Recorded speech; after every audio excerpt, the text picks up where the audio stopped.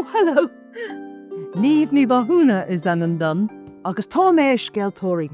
I'm Niamh Mahon, and I'm a storyteller. I have a couple of stories to tell you. This one is an Irish legend. Now, this one is about the Giant's Causeway. You've heard of the Giant's Causeway? You know, in Northern Ireland. You know, those funny shaped stones all along the coastline. I bet you don't know how they came to be. Well, let me tell you. Way back in the day, way back in the day, there was one such warrior in Ireland called Fionn McCool. Now, Fionn was really cool. Really, really cool. He was a great warrior, a great poet, a great hunter, a great musician, a great storyteller, and a great big man. Big. Big. Well, actually, he was a giant. A giant. Everybody knew Fionn McCool as a big giant of a man, and they loved him. Now, one day, someone came to Fionn McCool and said to him, "Fionn, there's a fella over in Scotland who says he's a giant, and that he's bigger and better than you, and that one day he's going to come and have a fight with you." Well, Fionn McCool didn't like this much and was getting a little bit angry, which is not really the kind of thing that Fianna do, warriors do. They usually are good-tempered, but he said to his wife, "I'm not happy with this, wife. I'm going to go over to this Scotland and find out who this giant is and what's he going on and telling people over here that he's bigger and better than me, then he's going to come and fight me." So Fionn decides to go up. And now, Scotland, where Fionn lived, which was in Northern Ireland, in Antrim, in a town called Bushmills, well, it's only a stone's throw to Scotland. Well, not a stone throw, a couple of stones. But that wasn't a problem to Fionn. He just smashed up the side of a cliff by the sea and got an armful of stones and flung them out into the sea and used them as stepping stones to get to Scotland. And now, when he got to Scotland, he called one of the locals and he said, "I hear there's a giant here calling himself better than Fionn McCool in Ireland. Do you know who that might be?" "Oh," went the local person, "I wouldn't be coming here, sir. I'd be going back where you came from. You wouldn't like this giant. You'd be best going back home." "Best go back home, would I now?" says Fionn. The cheek of it. "No, where might I find him?" "Well, sir, if you just follow those footsteps. But I think you'd be best going back home." Says Fionn.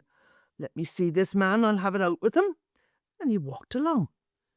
Well, all of a sudden, he tripped over something and fell into a ditch. And as he was scrambling out of the ditch and dusting himself down, he said to one of the locals, "What's this ditch?" And as he said it, he looked and he saw, well, it wasn't a ditch really. It was actually a footprint. And then he looked around and he saw more footprints, all going in one direction. "Are they footprints?" says he to another local. "Aye, they're the footprints of our giant." Said Fionn. "Footprints of a giant?" "Right," said Fionn. And he scampered back as quick as he could across the sea, ran down the hillside, over into his house, slammed the door and called his wife. "Oh, wife, I've made a mistake. Oh, wife," he says. And he told her what happened. And he told her about the ditch and the footprints and the lots of them. And then he heard a roaring. And he could hear this bellowing. And it was coming from the sea. And he looked out, and there down right in the coastline was this massive giant trodden over his very footpath that he himself had created, coming towards him. "Oh, wife, I'm afeard. What am I to do? Well, his wife was a calm woman and a wise woman, and she said to him, "You idiot. Would you not listen to what I told you? Now look at the trouble you brought upon this house. Right, here's something you do, and you'll not argue with me. You'll not argue. Now you get yourself into the back room there now, and I'm going to fashion you so you look like a baby."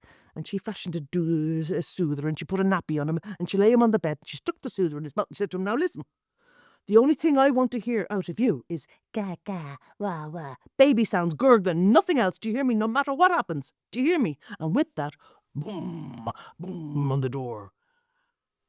So she walks over to the door and opens the door. "Oh, hello. Can I help you?" I'm looking for Fionn McCool. Oh, Finn. Sure, that's my husband. Well, he's not here at the moment, sir. He's out on a little errand. Would you like to come in and have a cup of tea and wait for him?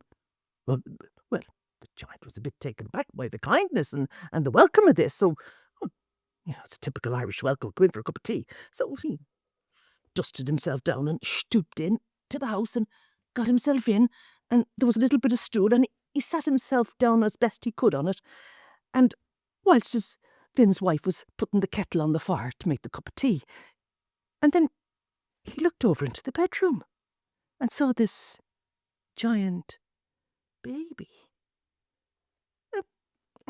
Excuse me, madam, he says, and who's that in there in the back room? Oh, says Mrs. McCool. Sure, only this morning didn't I give birth to the wee baby over there. That's Finn's son. He might be a bit disappointed when he sees him, because he's such a tiny little tiddler of one. Not like my other sons now, but this one is the smallest, a tinchy little thing. What's the darn?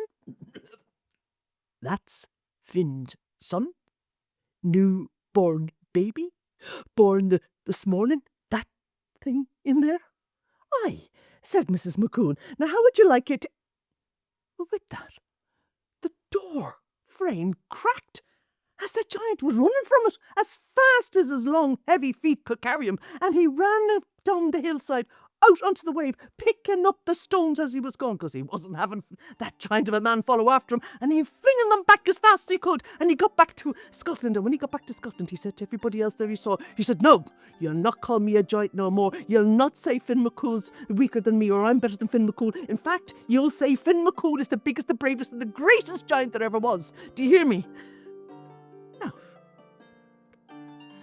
sure, Mrs. McCool's trick worked, and boom. We now have the Giant's Causeway. And if you don't believe me, go and have a look for yourself.